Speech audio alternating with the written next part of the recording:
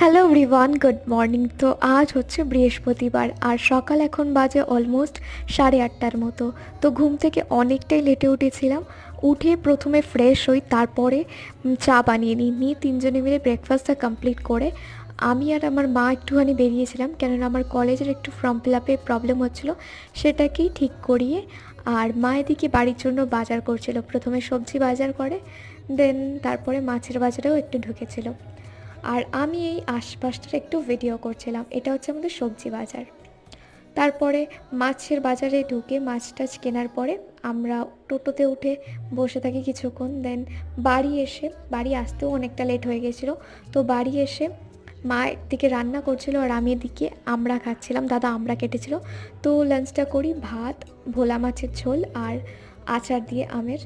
আর গোপাল ভাঁড় দেখতে দেখতে লাঞ্চটা কমপ্লিট করে নিই। আজকের মতো মিনি ব্লগটা এখানেই শেষ করছি। ভালো লাগলো।